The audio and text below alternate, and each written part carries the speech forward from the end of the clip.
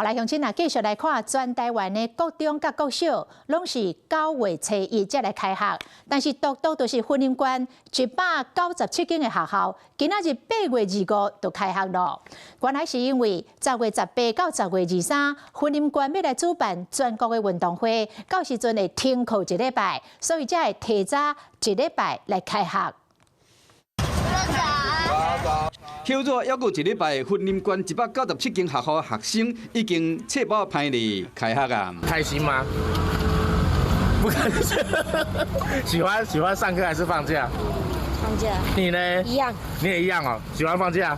哦。学生囡仔入去校园，大家袂输敢若拢困无饱。 这个囡仔想到讲，因是全国唯提早结束休热的8月25就开学啊，心情唔是真好。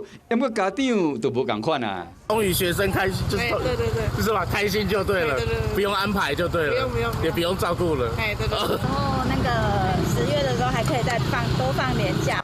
家长真欢喜，囡仔提早开学，好因呢家真轻松。啊，云林会提早开学，就是因为今年要承办全国的运动会，时到会停课1礼拜，所以讲暑假才会提早1礼拜结束。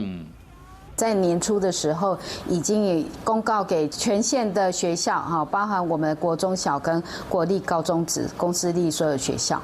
县政府讲有提早公告，好各中小学生有心理准备，是讲真正到这一天的时。 就找我们上课，感觉有点不公平。讲安尼嘛是无公平。